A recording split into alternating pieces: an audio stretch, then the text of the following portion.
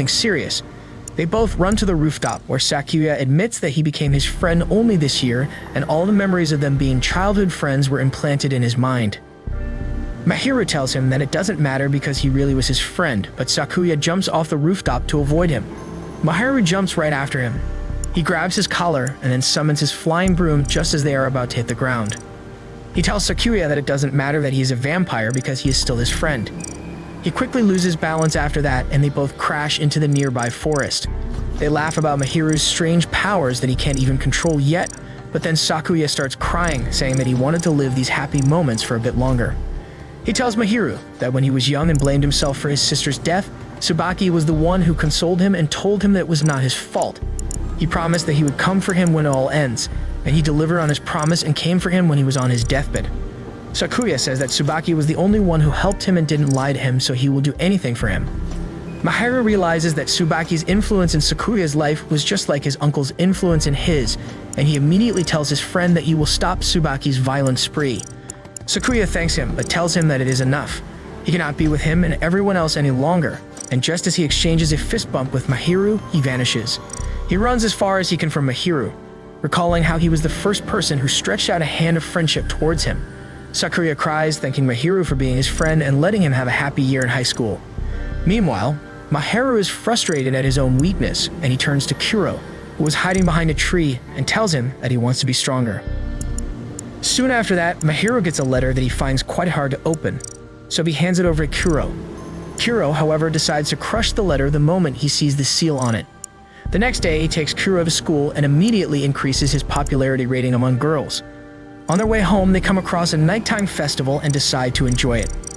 As Mahiru and Kuro are sitting on a bridge waiting for the fireworks show to start, a man with an eye patch arrives there. He hands a suitcase to Mahiru, telling him to deposit it in the lost and found section because he does not know where it is. As soon as Mahiru takes the suitcase, the man suspiciously vanishes. However, Mahiru doesn't doubt anything and heads out to the lost and found section alone. On the way, he bumps into a tall blonde dude carrying a freaking coffin on his shoulders. The blonde tells Mahiru that he got separated from his partner, so he tells him to follow him to the lost and found section. On the way, Mahiru asks him about the coffin, and the blonde replies that it is for vampires to sleep in. Mahiru finds a hard time believing his words, but then suddenly, his attention is distracted by a huge explosion behind them. The people scream that a silver suitcase exploded, and Mahiru recalls how the man with the eye patch told him to deposit the box before the fireworks go off. Less than a minute is left for that, and Mahiru wonders how he should deal with the suitcase. He doubts if he should call Kuro to take the box far away, because revealing that he is the master of a servant in front of a crazy stranger might not be the best thing.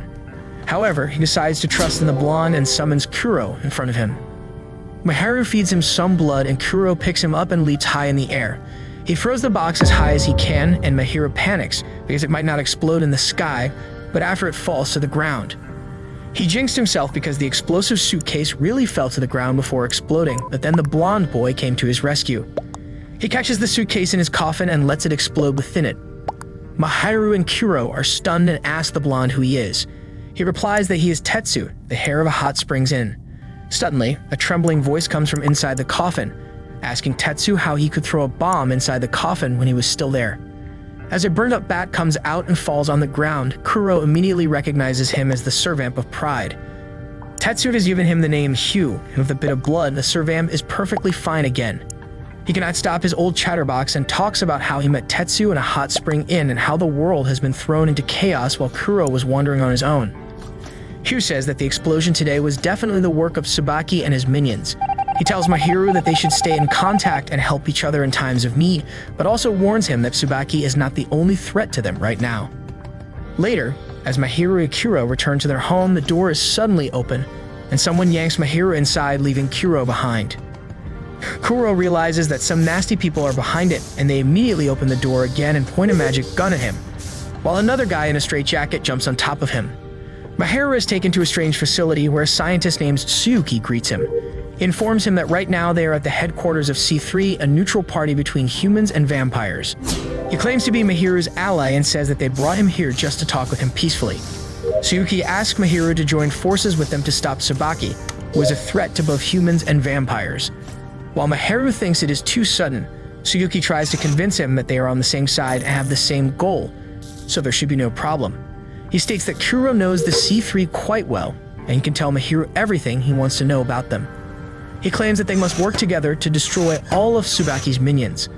Mahiru replies that is a deal breaker because one of Tsubaki's minions is his friend, and he promised to save him. Tsuguki has done his research and knows about Sakuya. He tells Mahiru that dealing with Tsubaki is a serious matter and his childish feelings will not be considered in it.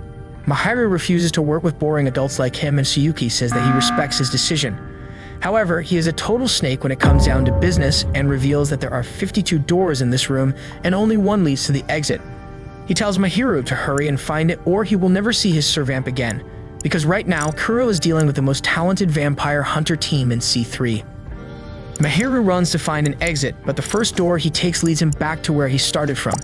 Tsuguki tells him that it will take him a full day to check all the doors, and by that time, the vampire hunters would have driven Kuro far away from him. He reveals that if the servamp and its master are farther than a certain limit, the master will die. As such, Mahiru has only two options, either to find the correct door quickly or to work with C3. He refuses to work with such twisted people and keeps searching for the correct door but can't find it. He realizes that looking through all the doors won't work, so he summons his broom and does this sick breakdance move that creates a tornado that breaks the roof of the building, and Tsuyuki tells Mahiru that he discovered the correct way out. He still warns him not to trust Kuro because he is a bloodthirsty vampire at the end of the day. Mahiru says that he has seen the good side of vampires too, and they are his friends.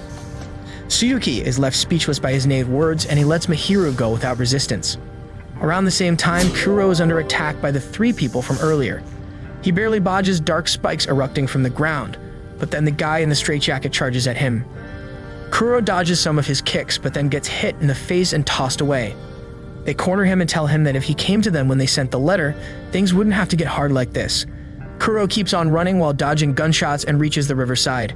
The man in the straitjacket distracts him by saying that his master is under their control, and the moment Kuro loses his focus, he is suddenly imprisoned within the black bars. Just as the hunters are about to finish him off, Mahiru arrives on the scene, riding his broom and carries him away. A few days later, Mahiru, Misono, and Tetsu call for a meeting in Tetsu's hot spring inn. While Kuro and Snow enjoy the hot bath, Misono has a fancy bed set up for him and Tetsu is busy working.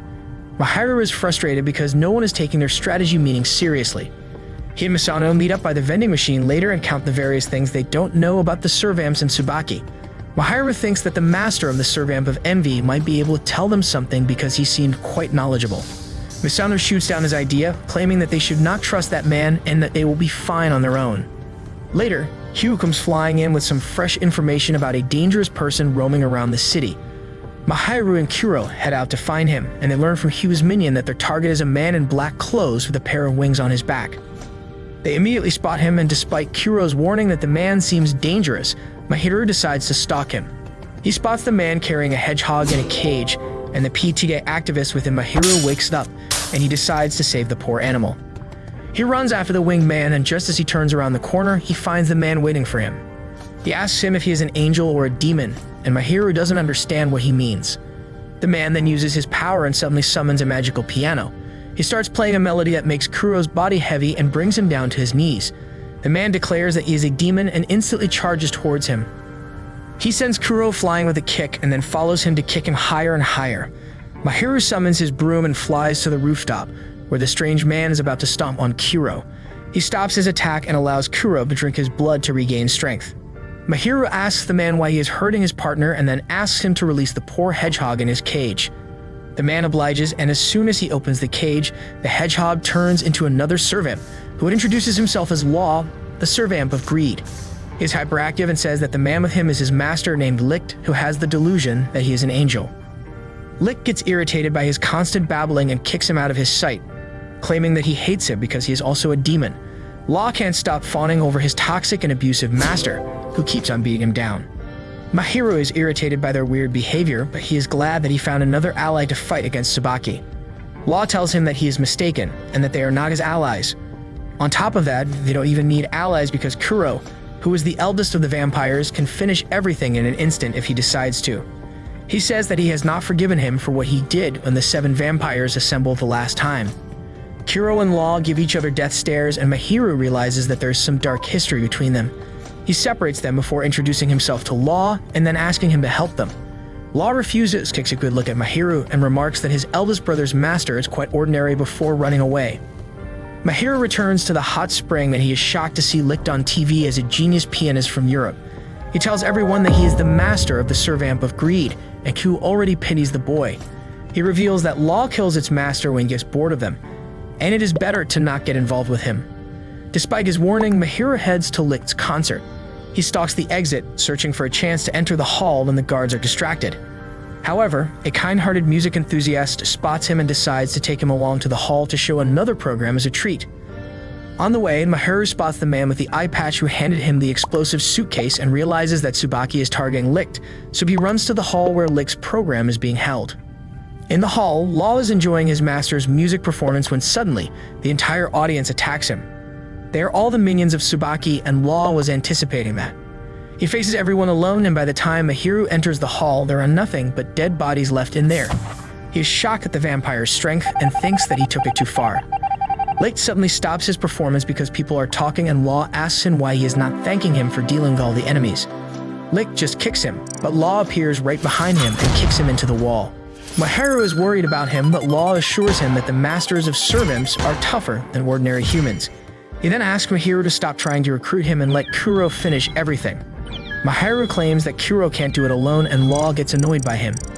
He gently pushes him and sends him to the other end of the hall, but Kuro acts as a cushion to save his master.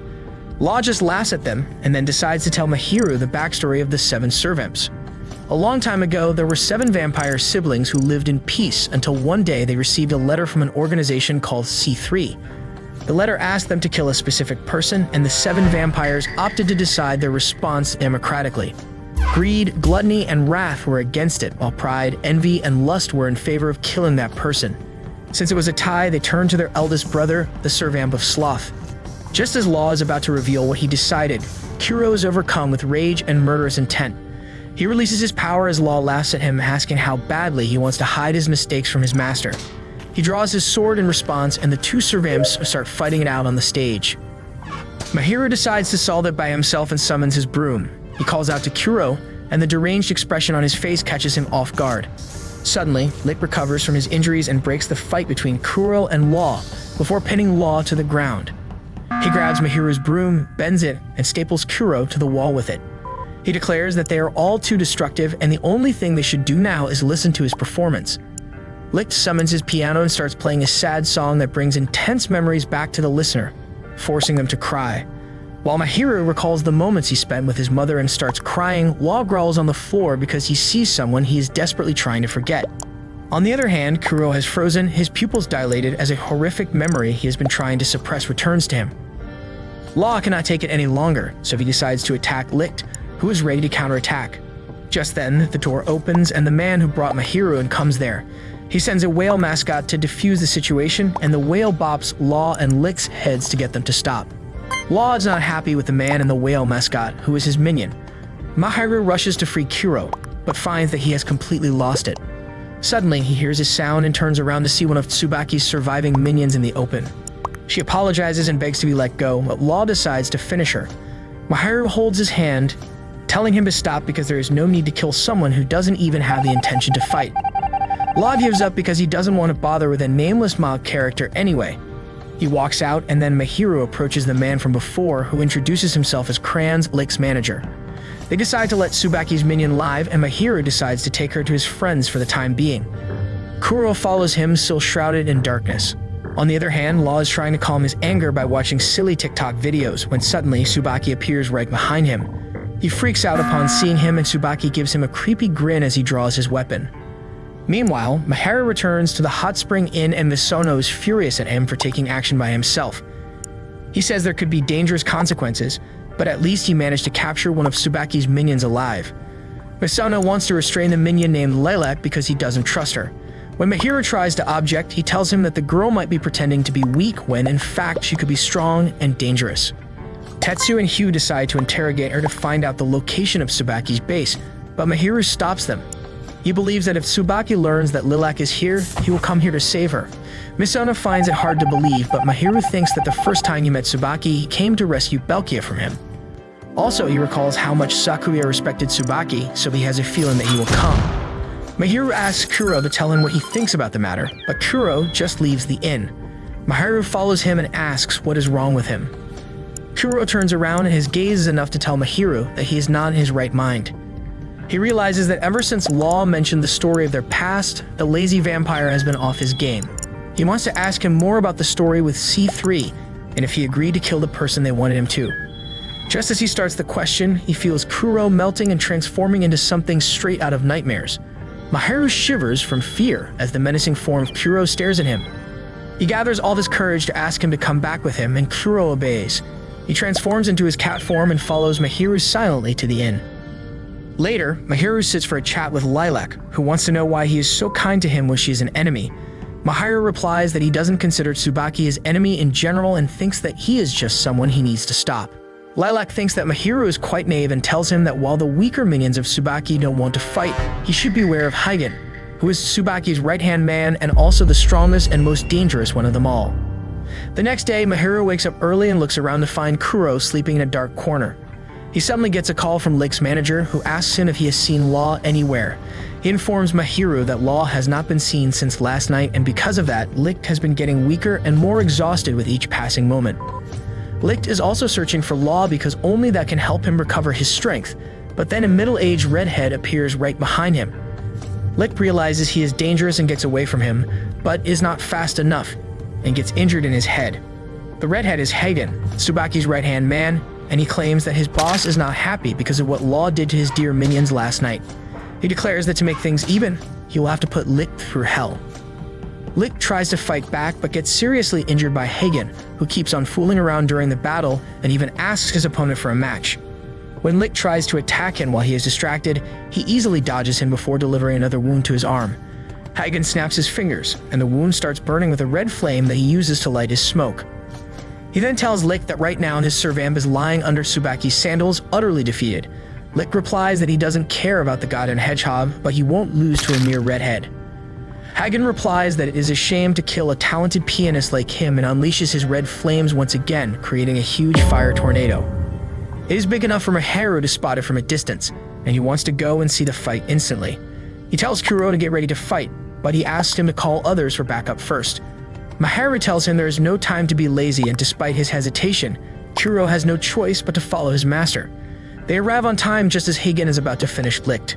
Mahiru tells the redhead to get away from his friend, but as soon as he learns that the redhead is the fearsome guy called Hagen, he decides to face him directly.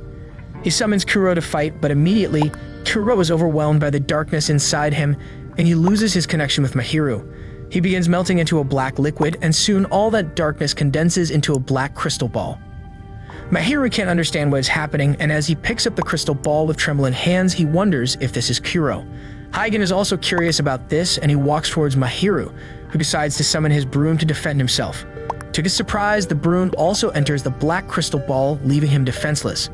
However, Licht stands in between Hagen and Mahiru, saying that their fight is not over yet. He uses the power of his magic boots to create a circular piano around Hagen and steps into it to overwhelm him with his music. Hagen is impressed by his abilities and decides to get serious too. He attacks Licht with the red flames, and he counters by sending his piano keys towards him.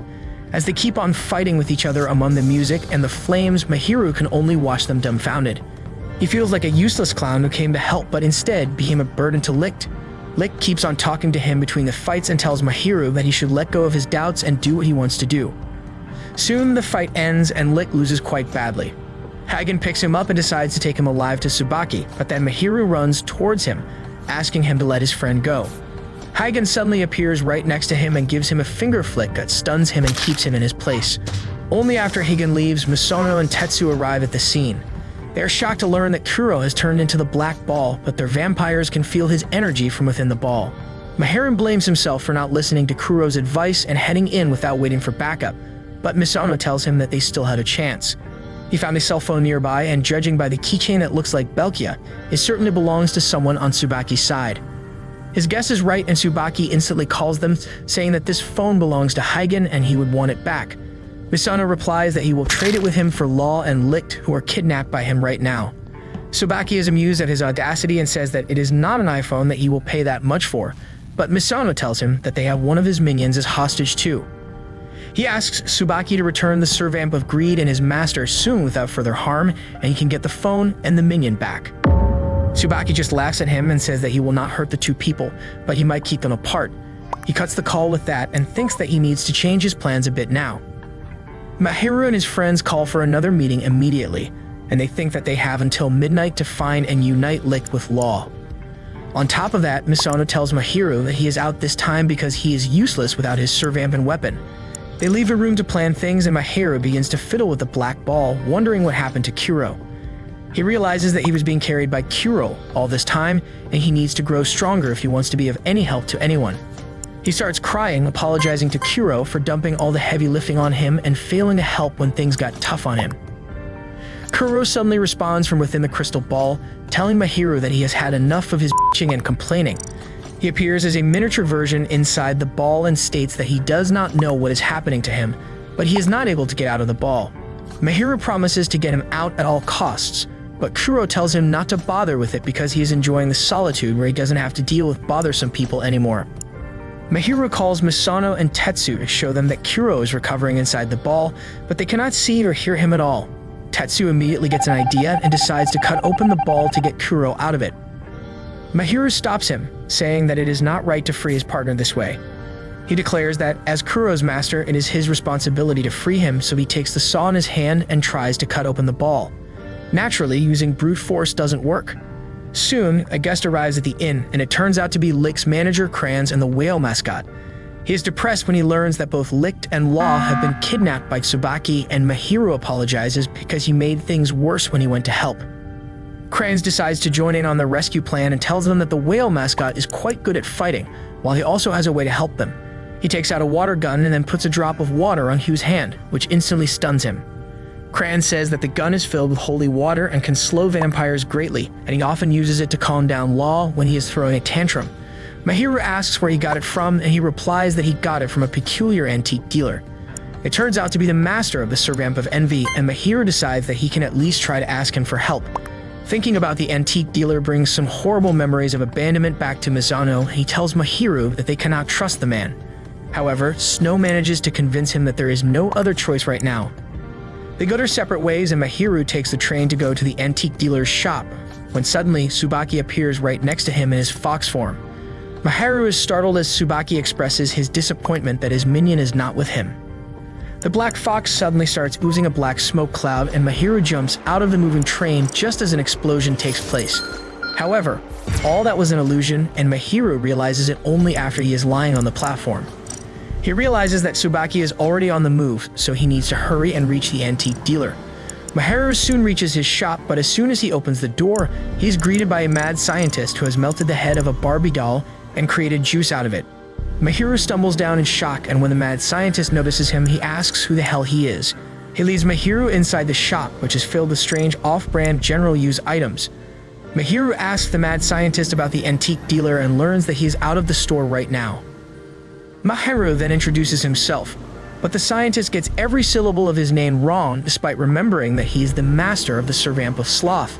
He forces Mahiru to sit down on a chair, pours him a glass of cold tea, and then writes his name on his forehead so that he doesn't forget it again.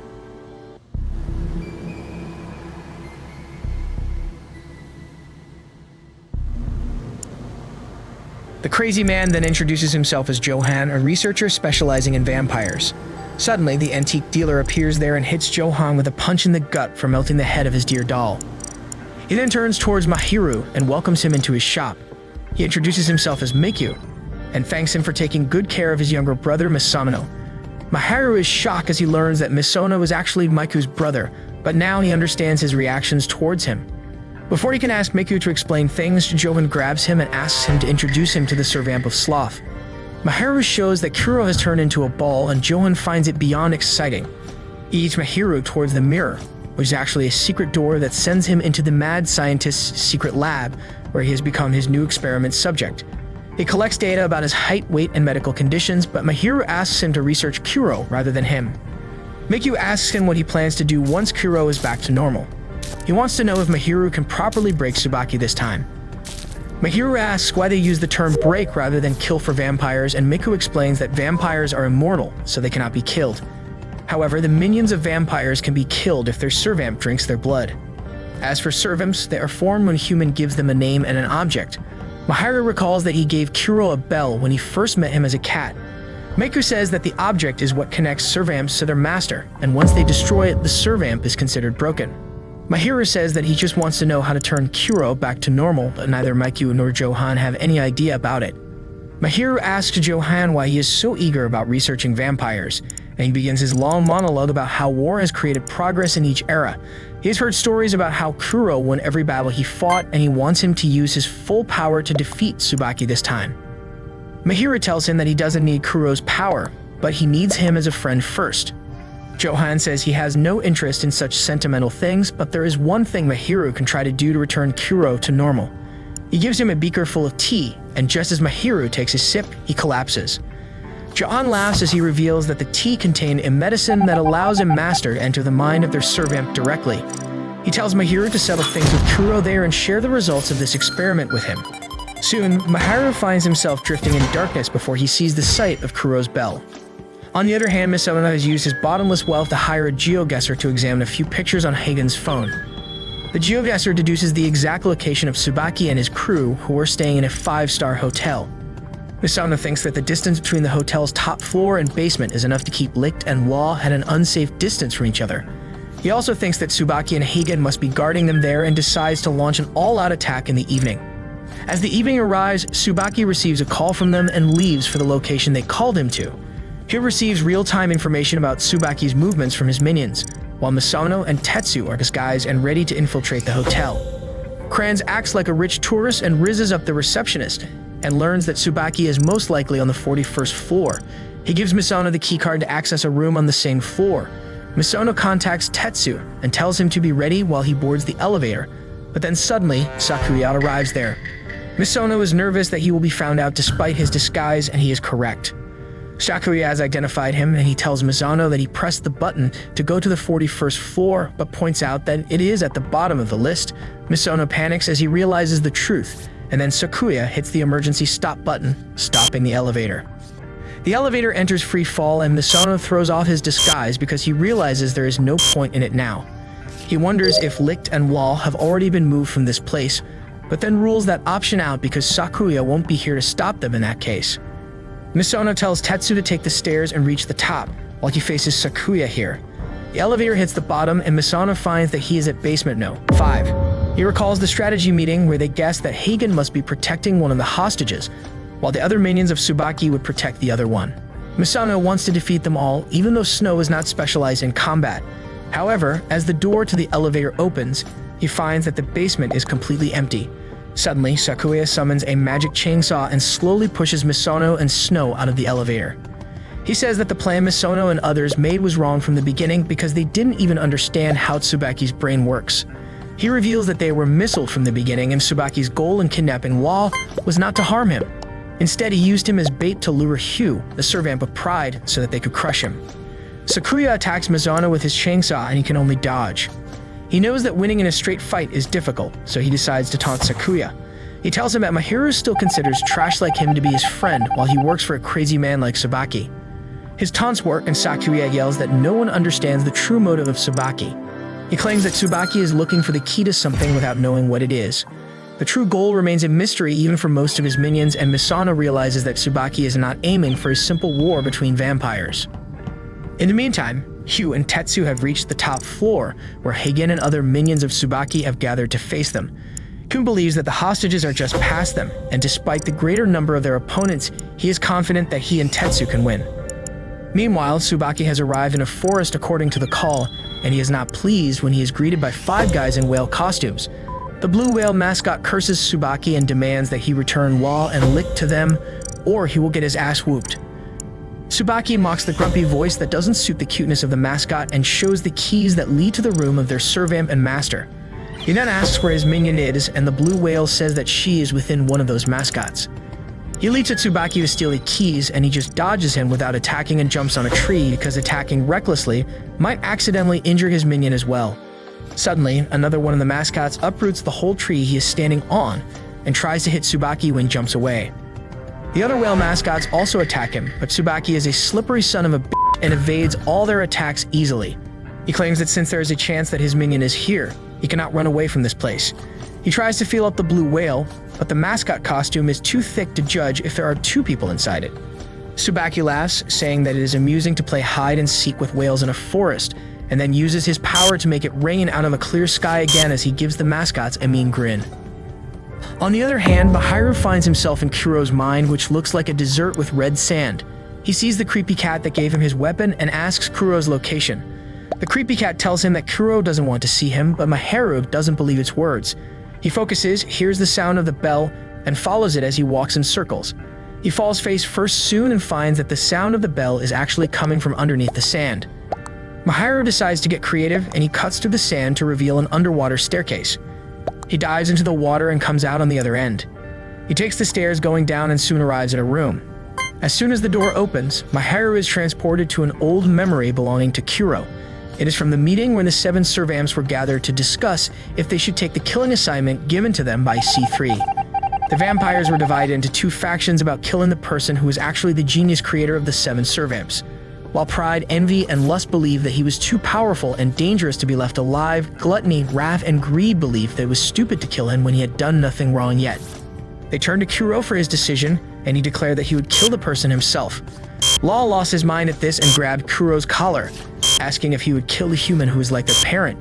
Kuro told him not to use that word in front of him because he is not proud of how vampires like him were created. Mahiru is shocked to see this, and he follows Kuro as he leaves on the hunt.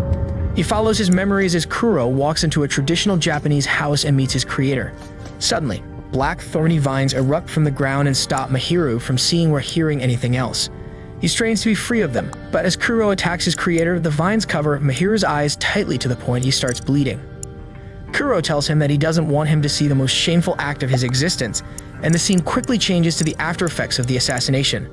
While envy, lust, and pride are glad that things are over, gluttony and wrath also believe that there is no better way to end things and bring peace to the world. They swear not to hold it against Kuro, but Law is different. He swears that he will never forgive Kuro, who simply walks away from him. Mahiru sees this all and yells at Kuro to stop, because he is ready to face him and his sins head-on this time. Suddenly, darkness covers everything, and when it disperses, Mahiru finds himself in a strange place full of sealed blocks. The creepy cat is not satisfied that Mahiru is pushing too deep into Kuro's mind, but he still asks him to satisfy his curiosity and pry open one of his secrets contained in those blocks. He offers him strong weapons to break through them, but Mahiru says that he does not need them. He knows that Kuro is inside and he just needs to knock to reach him. He knocks on the door and Kuro creates a door for him. Mahiru opens the door and walks inside the pitch-black room, where he hears the regrets Kuro had after killing his creator. He soon comes to light and finds Kuro bundled up, still debating if he did the right thing.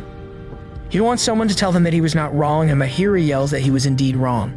The space around them starts cracking as he tells Kuro that if he still has doubts that he did the wrong thing, then it means it was wrong in the end. Mahiru says that it takes courage to accept one's wrongdoings and move on, that they still have to do it. He headbutts Kuro, telling him that he has no time to waste here. Mahiru stretches his hand towards him, telling him that he is not alone this time and that they will face his past and future together now. The white space around them shatters, giving way to a green meadow. Kuro accepts Mahiru's words and transforms into his cat form to be held by his master again. Meanwhile, on the top floor of the hotel, Licht and Law come to their senses. They are tied and injured, and it turns out that they are in adjacent rooms. Law tells Licht that even a talented pianist like him will die without amounting to anything. He replies that he won't die and calls Law an idiot without any dreams. As Law keeps on yelling at him that he is nothing special, the wall suddenly breaks open and Licht comes through it. Law falls silent and Licht asks him if he has lost the ability to debate after coming face to face with him. He says that, as an angel, it is his duty to kill a demon like him. He starts releasing the power of his magic boots, and Law just laughs, saying that he is just as worthless as any other human. He breaks free of his restraints too and summons his sword to kill Licht and be free of his annoying attitude. Licht also summons his magic piano and the fight begins, rumbling the entire building. Law realizes that Licht must be in worse shape than him right now, so he decides to finish him quickly. He charges towards him, but Licht successfully kicks his sword away over and over again, before stomping on his face. But then he starts bleeding and immediately backs away. Law thinks that he will give up now, but Licht doesn't. The servamp is impressed and decides to give up. He says that both of them are different people, but they are still minor characters in the flow of this world. Licht disagrees with him and says that the only minor character in this entire world is Law, who is too afraid to dream of anything. He mocks him for being the servant of greed when he doesn't have a single thing he makes any effort for. Licht rushes towards him, but his words have triggered Law, who releases his full power and shrouds him in darkness while telling him that he doesn't know anything about him. Licht suddenly sees the memories of Law from a very long time ago. He used to be the servant of an outgoing princess named Ophelia. Law truly adored her, and every moment he spent by her side was pure bliss. However, one day Ophelia told him that her marriage had been decided with an enemy prince to ensure peace between the two kingdoms. Law was devastated and asked her to elope with him to get the freedom she desired. Ophelia told him that more than freedom or anything else, she wants peace and prosperity for her kingdom. Law had no response to that, and he watched Ophelia get married to the prince. The peace brought by the marriage was short-lived, and soon the war between the two kingdoms started. The nobles of Ophelia's kingdom and Law decided to murder her, thinking of her as a spy. Law heard it all, and he went to warn Ophelia about it. He told her that this night was her last chance to escape, but she refused to do it. She declared that now she wants peace for both kingdoms, and she was willing to pay the price for it. Law could only cry as he said that he would kill everyone who wanted to harm her, but Ophelia forbade him from doing anything. The next day, she was brought to the public square for execution, and even there she urged the people from both countries to honor her sacrifice and strive for everlasting peace. Law could only watch as the executioner's blade swung down on her, and he was left devastated. For many centuries after that, he stayed in the form of a hedgehog and guarded the statue of Ophelia that people had set up after peace was achieved thanks to her sacrifice. One night, as he was shedding tears over Ophelia, the servant of pride paid him a visit regarding a meeting called by their eldest brother. That meeting was where Kuro decided that he would kill their creator. Law was not ready to accept the peace that would come after killing him because the emotional wounds he got from Ophelia's sacrifice were still fresh. He was devastated when Kuro refused to hear his pleas and killed their creator anyway. He returned to Ophelia's kingdom after that, only to find that a powerful enemy nation had destroyed both the kingdoms she tried to protect so desperately. Her headless statue crumbled before his eyes, and Law was never the same again. He convinced himself that all life is inherently worthless and danced in the rain while holding the broken part of Ophelia's statue, marking the beginning of his villain phase. The memory movie ends and Licht is not impressed by what his servant wanted to show him. Law is next to him disguised as a yellow shapeshifter, and he claps and cries as he sees the movie made out of his own memories. Licht then climbs on the stage to give him a truly unforgettable performance. He throws away the curtains to reveal a piano and starts playing it, and Law says that he doesn't like it because it is a sad song. Licht tells him that it is not the song that is sad, but he is. Law is shedding tears in his shapeless form, and he finally realizes that this is the power of imagination, and he interprets things as he imagines them to be. He finally realizes that he cannot let go of his desire to protect Ophelia until the very end, and that makes him sad and afraid. Law curses himself for following Ophelia's orders and wonders why he could not create a way where both he and Ophelia got what they wanted. He finally realizes that he still has things that he wants to achieve at all costs. He wants Licht to live through this ordeal, and he wants to confront Kuro properly and ask him why he killed their creator. He remembers Ophelia and then reaches out his hand towards her, shattering the dreamscape and freeing himself and Licht, who have become a team now. They break through their room, but Hagen comes there to take them back. Licht tells Law to get out of his way because he wants to settle the score with the redhead on his own. Law tells him that it is impossible in the condition he's in right now. They start fooling around on their own, and Hagen finally runs out of patience, so he decides to start the fight himself and sets the room on fire. Licht attacks Hagen, who easily dodges his kicks. Law uses this chance to attack him from behind, but Hagen dodges his attack too and cuts his face before setting it on fire. After they put the fire out, Licht and Law attack their enemy again. Hagen decides to end the human first, but just as he is about to attack Licht, he uses his special power and switches places with Law. Hagen is surprised, and taking advantage of this situation, Licht lands a solid kick on him and sends him crashing into the wall. That doesn't do much damage to the redhead, and gets back up to fight, while Licht and Law use their strategy to switch places to defend and attack at the same time. Hagen decides to go all out against them. He removes his gloves and then suddenly attacks Licht, scratching his face. It doesn't catch fire, so Licht is a bit surprised, but then Hagen licks the blood on his hands and tells him that he is a vampire too. Suddenly, a huge red explosion shakes the building, and Light and Law are tossed to the other end of the room. Hagen has started aging in reverse, and he is ready to defeat his enemies with his full power. On the other hand, Sakuya is stalling Misono and Snow for time. He throws knives at Misono and barely misses him as he figures out that the watch Snow was wearing around his neck is the item his master gave him. To destroy the watch and break the servamp, Sakuya bites his finger and lets his blood take the shape of a sword. He attacks Snow with that, who blocks his attack with his scythe. However, Sakuya reveals that he is using Tsubaki's sword right now, which has the ability to nullify the power of the servamps. He cuts through Snow's scythe and then points the sword at Misono, but before he can harm him, a gunshot deflects the direction of the sword. Miku is there to save his brother and tells him to take the second elevator and return to the surface to help his friends. Misono curses him but follows his advice and Snow quietly joins him. On the 41st floor, Tetsu is fighting against Tsubaki's minions, using the coffin as a shield. He activates its special ability and summons a horde of bats, which Hugh sends towards the minions.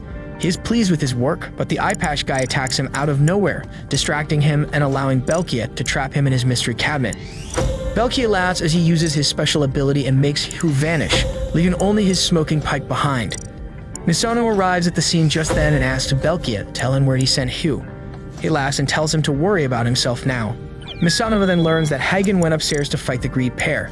He tries to sort everything about the incident in his mind, but he is clueless about any way in which he can turn the tides around. Belkia attacks Tetsu, who blocks his attack using Q's pipe, but then the string user ties his hand and leg to drop him to his knees. Misono is even more frustrated now, and he is about to order a retreat when suddenly a shadow covers the room. Everyone looks outside the window in bewilderment as Mahiru arrives there, riding a giant black lion. He enters the room, and the giant black lion turns into Kuro, who was actually hiding his real form all along since he was too lazy. Mahiru's friends take cover behind him and tell him about the situation. He tells them that they have nothing to worry about any longer and summons his broom. He uses his power to transform the broom into a spear and charges forward. The string user attacks him first with her puppets, but Mahiru moves faster than she can react and hits her behind the head to knock her out instantly. Belkia and the eye patch guy launch a combo attack next, and Kuro decides to stop them. He summons wings made of black energy and creates sharp spikes out of them. Mahiru jumps right behind him and hits the spikes with the broom, impaling their enemies. In the room above them, Hagen has already defeated Law and Licht, and he decides to go downstairs to take on Mahiru. Law is still in disbelief because he saw Kuro's true form earlier and wonders if Mahiru helped him regain his confidence. He doesn't want to be left behind, so he attacks Hagen, who just kicks him in the gut and stomps on him. He tells Law to lick his shoes, and then he might consider letting Licht live. Licht immediately orders Law not to back down and tells Hagen to lick his shoes instead. He instantly takes it back as he realizes that it is too gross, but Hagen is amused by him. He talks about how he has grown tired of killing mindlessly, but since Tsubaki wants it, he will do it. Licht draws 3 connected rectangles in his hand while telling him to stop using others as an excuse for his misdeeds.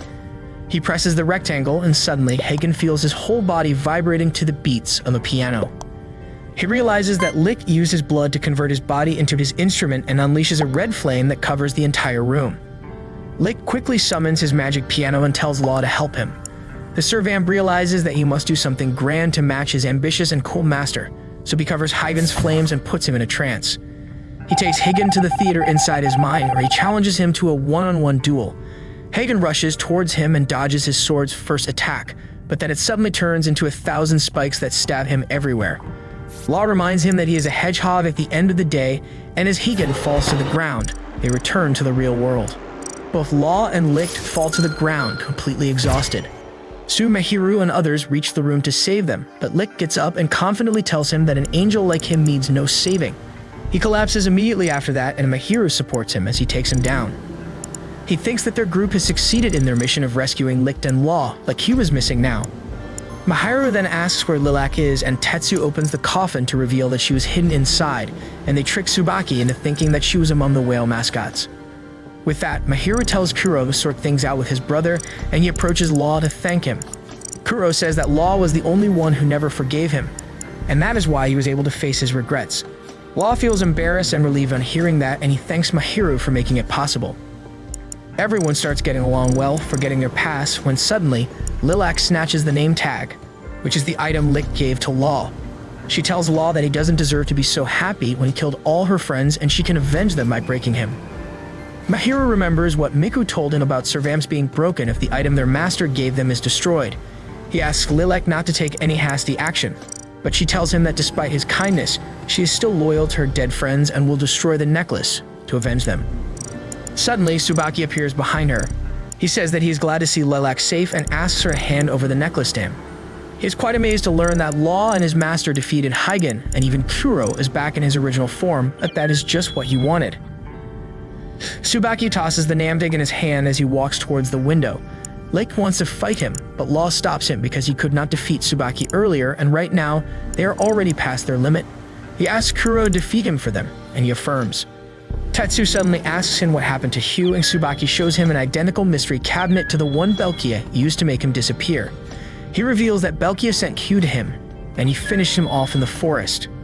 Mahiru asks him what he wants to achieve by doing all this, and Tsubaki replies that he wants to impress his teacher by cleaning up his mess.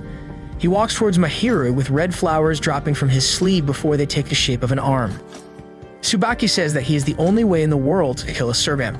He scatters the red flower petals and summons his sword, just as he tosses Law's name tag in the air. He slashes it and Law in the same motion, and Law explodes, releasing a high-pressure mist. Tsubaki summons another sword, but Kuro kicks it out of his hand and grabs it. They clash, and Tsubaki asks Kuro to get aside and let him finish Law. Kuro says that he finally acknowledges him as a vampire and his younger brother because no one other than their creator could have given birth to a monster like him. Tsubaki says that their creator was also his teacher whom Kuro killed, and now he wants vengeance against him. He disarms Kuro and points his sword at him, asking him to reveal what his teacher's last words were, and he replies that he said nothing. Tsubaki yells at him, asking if his teacher said nothing or if he didn't hear anything. Meanwhile, the mist swirls around the room violently, and Licht finds that Law has reverted into a hedgehog. Mahiru tells Masano and Tetsu to hurry downstairs, while he marches ahead to join the fight alongside his servant. Kuro admits that he was wrong in killing his creator, but he cannot stop now and must stop Tsubaki's madness too. He grabs his sword, telling him that they should talk with words rather than violence.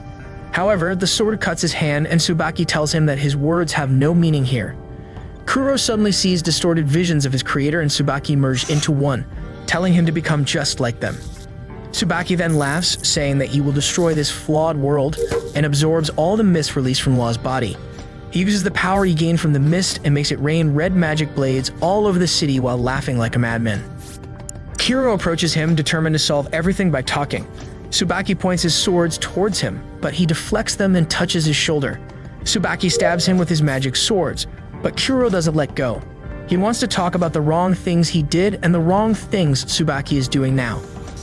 Tsubaki is stumped by his determination and asks him why their creator did not tell the 7 siblings about his existence, even at his final moments. He attacks Kuro and cuts off his arm, and is about to finish him off when Mahiru arrives there and blocks his sword. Tsubaki ejects one of the blades, piercing Kuro, and it slices Mahiru's face.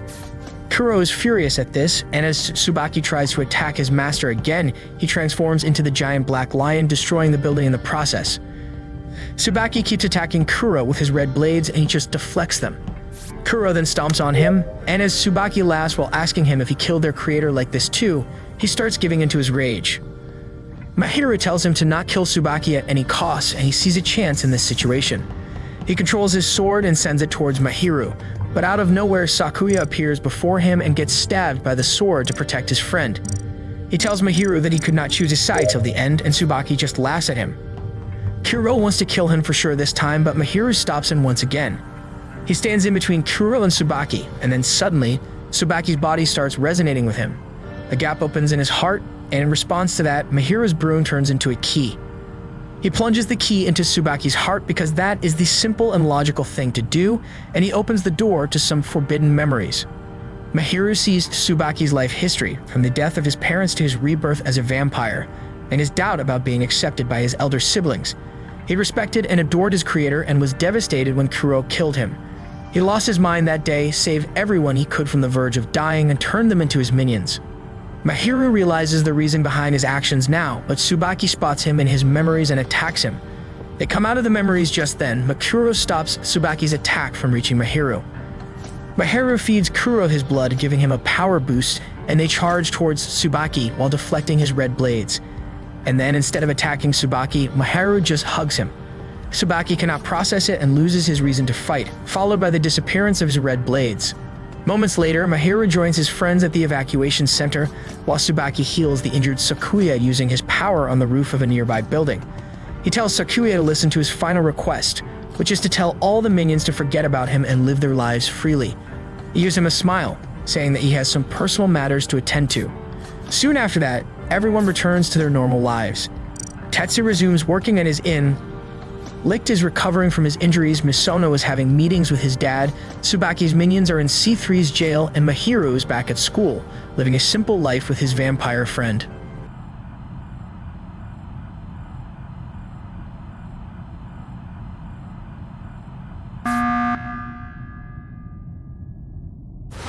In this video, we're traveling around the country to hunt a romance scammer, confront his cash mules face to face, and return scammed money back to their rightful owners. This is another epic collaboration with Social Catfish. Welcome to Trilogy Media.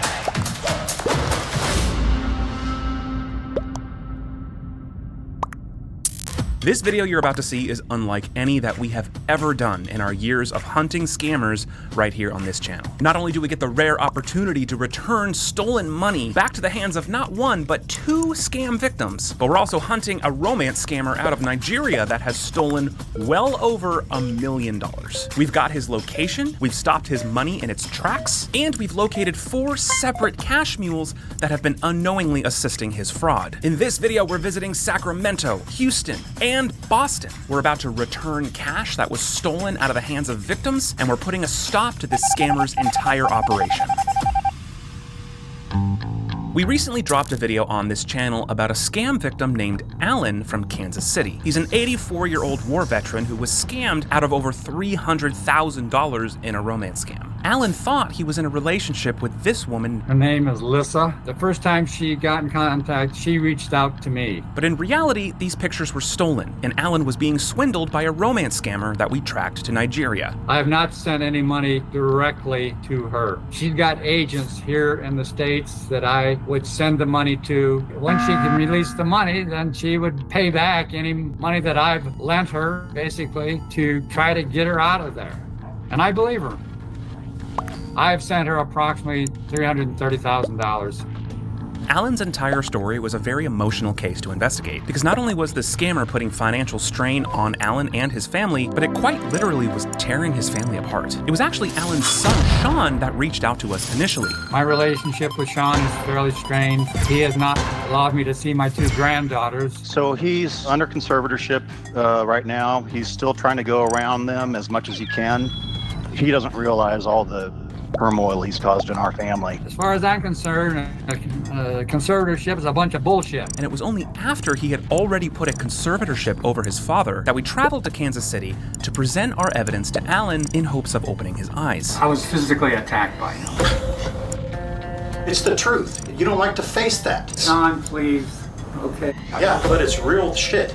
And you denied yourself your ability to see her because of this. My father was a true man. My father was an honest man. You're not my father anymore. I was on a match.com basically, or whatever the thing was called. She sent you a message first. Yes. I've seen her bank accounts. She's got over $2.5 million in that. She was dealing in gems, basically. So she has $4 million worth of product, and she's stuck in Malaysia right now. Right. And here's a receipt she sent me for paying $62,000 for whatever that was for. You know, quite honestly, I've sent about $330,000 over there. Right now, I've got a conservator. Okay, I've got the money. But I can't get to it. I need to get her to be able to get out of there to prove that she's real and she's, you know, legitimate. It's a lot of money to prove somebody's real. Yeah. We found her. Yeah. We know who she is. We found her. So Lisa Reese Johnson right here, this is the exact same person. She lives in Scottsdale, Arizona. She's been there for a really, really long time. She's married, and then she has a son. And so we have pictures of her son too. Is there anything you want us to do, or they... You know, I mean, it'd be nice if you could get to the point of realization of what it's done to this family. Okay. You know, and again, he just thinks that his behavior has no impact on the people around him for some reason. My father was a person that I looked up to, I trusted. He was always an honest person, taught me to be an honest person. And he lies about everything now. Okay, I understand. You don't budget for an amount that you're going to be scammed out of. Anyway, that's water over the dam. So. Yeah, but it's real shit. Sarah only gets married once. Irene doesn't come over to the United States every frickin' month. She hasn't been over here in years. And you denied yourself your ability to see her because of this. John, please. Okay. No, it's the truth. Nice. You know I love you, Dad. Thank you. I love you too, Sean. I'm trying to protect you, okay? I understand. Right? Yeah. No, I'm sorry. The team left Kansas City with a very bittersweet feeling. Although it was great to serve as a conduit of truth to a scam victim and his fragile family, as these investigations often do, it left us with more questions than answers. To catch the main scammer, we knew that we had to follow the money. So our story continued with us taking a closer look at all of the people that Alan had sent money to. And what we found was unbelievable. Before we take you into the labyrinth that is this investigation, I first want to say thank you to our sponsor, Guardio, for their continued support and for being the best solution for anybody. The team enough, you get identity theft protection, scam text and spam email filtering, and even social media hijacking protection. It's an entire arsenal for your online safety for you and your entire family. You can try Guardio with no obligation for 7 days completely free. They'll even email you a reminder 2 days before the trial ends, which is awesome, and you get a huge discount, but you have to use our link, which is guard.io/trilogy. Type that link into your browser or simply click it in the description beneath this video and do your data leak and browser scan for free right now. The internet's here to stay, and a simple 30 seconds of diligence can be all it takes to prevent a future cyber tragedy from hitting you or your family. Go to guard.io/trilogy to secure your online life right now. So after the intervention in Kansas City, Alan provided us the names and addresses of 4 separate people here in the United States that he had sent money to at the scammer's instruction over the course of this scam. That means that there are at least 4 separate people spread out over thousands of miles that are either criminal accomplices of this scam, or they're more vulnerable victims that are also caught up in this scammer's web. The one that was closest to us in Los Angeles, and the one that had received the most money from Alan, was a man named Evan, who lives near Sacramento, California. Now at this point, we didn't know much about Evan, but given the fact that he's received tens of thousands of dollars from Alan directly, we knew he was involved somehow. So armed with only a name and an address and a list of questions, the team flew up to Sacramento with the hopes of confronting Evan face to face. And here's how that went. Saying that we arrived. What the number 105? Where do you see 105? That's it. It's 105A, yeah. This is it, boys. All right, let's go ahead, force them.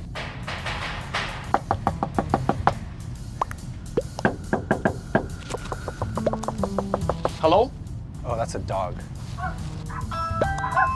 We're looking for Evan. Is he the neighbor next door? No, he doesn't live in any of these streets. Thank you so much. Really appreciate it. Oh, that's the one that we knock. Oh no, we're actually looking for Evan. He lives on 714. That's his home address and office address and every business address. So everything goes over there. Thank you so much. I guess we're gonna find out right now. Oh, you know what? I'm gonna be a parallel beach. Evan, right? Yeah. Come with me on the house that is staring at me. Oh, it's an open house. We're looking for Evan. I'm not familiar with him. Hey, good luck. Okay, cheers. There is another house behind. Let's go do a circle, you and me. Hey, what's up? I'm gonna keep you on the speaker because looks like there is a back door. Yeah, this is it. Let's go back. I'm gonna bring the car and we're gonna park here and we all come together. Okay, we're coming back. So let's go through the back door. Evan? Maybe it's this one. Mr. Evan, hello? We can easily come tomorrow. Oh yeah, absolutely. That's what I'm thinking. You can see the lights are on inside. Hey boys, quick question. We're looking for Evan. You know what? I haven't seen his truck lately, so I don't know if he's been open lately. Have a good one. You too. Yesterday it says closed, but somebody opened today. Well, let's go see, talk to Rumi. Yeah? Oh, it's we again. I don't give a damn. I know nothing else. Why is he filming? You're bugging me, okay? Stop filming my damn camper. Okay, that sounds good. Oh, there's a vehicle. There is a car. Hello, good morning. Evan? Evan's not here today. No, I'm Kent. I'm his brother. So we're trying to figure out why Evan, what is his involvement, why he received from this man, from a victim from Kansas City, received $36,000. Yeah, I don't know. I know he was dealing with a girl that was in Israel. He will be here tomorrow. We're flying out in 2 hours. We flew from LA specifically for these. Give me your number and I'll have him call you. Okay. Okay. So it wasn't easy, but now with a direct line to Evan, the team left Sacramento with high hopes that we would hear back from him. Today we're crossing Evan from the list. Hopefully he's gonna call us. And now let's send every single cash mule certified letter. Meanwhile, sending certified letters to all the other cash mules in hopes of getting closer to the truth on Alan's behalf. And the very next day, our wishes came true. So David called me and he was like, Evan called me! I was like, yeah. Hello, my name is Evan. I am 65, born and raised here in the Sacramento area. I'm semi-retired landlord of a couple of, about 3 duplexes and a house. Apparently, David came up here and was looking for me, and I wasn't in town. And he got in contact with one of my tenants. And so as soon as he left there, my tenant called me. He says, Evan, something's going on. The people were at my place looking for you with cameras and everything else. We're looking for you. Then I get a call from my brother. Apparently, Alan has been sending money to me, but I didn't know what's going on. I thought, I was going by what this person was telling me. And so the goal with this is to find the big fish, right? The guy who's taking money from everybody, because you had sent, $135,000, but there's over $1 million that's been sent in total. Believe it or not, you're the answer to my prayers, mate. I was just kind of like, something is totally wrong, because I started going back on the whole thing, because we first started talking, and then she said, well, yeah, let's go to the G chat and all that kind of stuff. And I says, well, how about if I call you, directly? This is, oh no, you can't call me because, Egypt has this rule, they don't take incoming calls. It's like, no, that's crazy. So not only was Evan being manipulated by this scammer in the same way as Alan, it was also being done with the same exact details. Same imaginary gemologist girlfriend, same fake travel obstacles, and same method of manipulation to launder money. Well, first, like my tenant, Edwin, when he called, texted me, he says, Evan, what the heck's going on? I didn't want to give him any information on you other than your office and your business number and all that. Says, thank you, Edwin. What was the first thing your brother said to you after that when he took our information and? Well, after you guys left, it was just you and David that was there, Art. After you and David left, Art, my brother called me immediately. This is Evan, there's a note on your desk. You need to contact this guy named David ASAP. That's all it was. Evan had not only received money from Alan and passed it along as per the scammer's instructions, but we would soon find out that Evan himself has lost a lot of his own money as well. I went through all what I sent. I sent over $75,000. Of your own? Yeah. I cashed in part of my IRA account and pulled out a loan and everything else. Over $75,000. So after we left, then we spoke to you. You wrote those letters, right? Yes. I pulled up and went through some of the bank statements and pulled off addresses that I was able to get because they sent me checks, and I sent them letters saying, hey, this Sharon is scamming us. She told me that you were a client that was buying, certain stuff. It's a scam. If you have any questions, contact David. And I gave you guys his phone number. Because it was after that, that long, restless night of very little sleep because I was being scammed. And that's how you got your realization, right? That clarity. You're like, okay, that was red flag number 1, red flag number 2. All of this money coming from Evan, as well as through Evan, as per the scammer's instructions, was being deposited into Bitcoin ATMs, as well as being sent to a name we've heard before from Alan, a separate cash mule from Houston, Texas, named Douglas. So Evan, being the cool cat that he is now fully on board to do whatever it takes to help us get this scammer in handcuffs. So not only does he not reveal to the scammer what he's learned, he continues communicating with the scammer like nothing happened, keeping the scammer on the hook for many more weeks, allowing us to do a little bit of work behind the scenes. This also afforded us a little bit of time to go visit Evan again in Sacramento, California, this time face to face. First of all, thank you so much. You're welcome. You're helping a lot of people, and you are not alone. We come across people in this situation, some in life-ruining versions of this situation, almost every single day. So to be able to talk about it. Some people are so inundated with shame and they don't even want to tell their families, and it ruins people's lives. And so the more awareness you're helping us to spread about how all this works and how it all started is saving a lot of people. So catfish meeting. Here we go. How did you get looped in with this person? And then how did that lead into you sending or receiving money, I guess? And like, what was the story there? How did they loop? Well, we met on online on a dating app, ldssingles.com. We were chatting along and everything else, and then she said that she's going to Egypt. She's going to go to Egypt because her father was a precious metal trader, commodity trader, and everything else, and she wanted to follow in her father's footsteps. She sent me pictures of her getting on the plane and, you know, flying, and I kind of thought it was kind of weird, because before this used to be a travel agency. We used to own a travel agency, and I got online and looked and see where she was flying from and how she was getting there. She was kind of like taking the roundabout way to get to Egypt instead of taking a more direct path. Then she shows me pictures of, you know, gold being poured into bars and everything else, and then she said, well, I'm ready to come home, but she ran out of money because the customs there in Egypt wanted her to have, you know, pay a certain amount of fee and all this kind of stuff, so she needs some money. Okay, so I sent her some money. I know, bad mistake, start off right there. Hadn't even met her, hadn't even really contacted her, you know, been in touch with her more than 2 months. Had you ever spoken to her on the phone? No, never spoke to her on the phone. It was all text. You know, that was another red flag. And I just kind of like, okay, fine, you know, it's just, but then, so she said, great. Then she said, you know, sent me a copy of, you know, her itinerary to come back home, you know, to fly into Sacramento. And okay, that night I get a text from her. I can't leave because I got to have money to, you know, get out of customs here in Egypt, and because they say they're going to have I got to go through customs in Frankfurt, because she was coming through Frankfurt and going direct flight into SFO. It's like, oh great, okay. That, you know, that really started snowballing. It's like, I don't know, I can't come up with that kind of money. I'm not a cash cow, you know, and all this kind of stuff.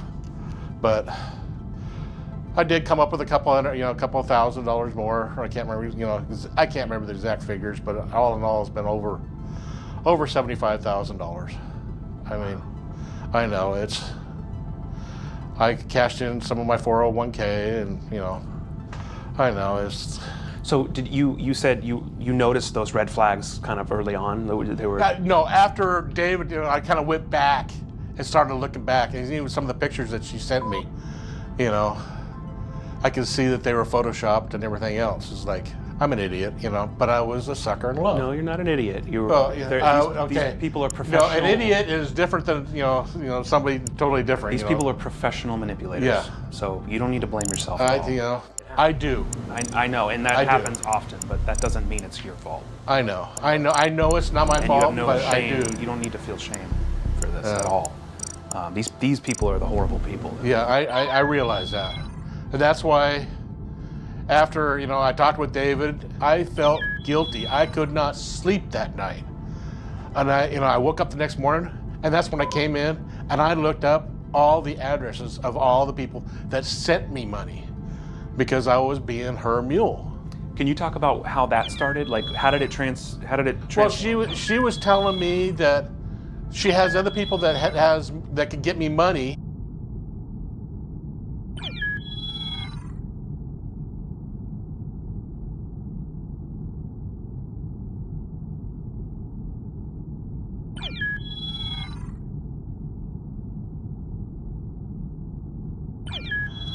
You know, and they will send it to me, because at that time I was, you know, going to these Bitcoin kiosks, you know, throughout and sending them money. But I was sending money through kiosks, you know, the Bitcoin kiosks, and apparently some of these other people didn't have the access to or didn't want to, and so they were sending me the money, and I would take the money and I would do the same thing. And I was kind of curious, as well, who are these people? And she said, well, this one guy who lives down here just right close to me, you know, Ken, well, that's another story I got to tell you, been sending me money, and she told me that he is a longtime family friend.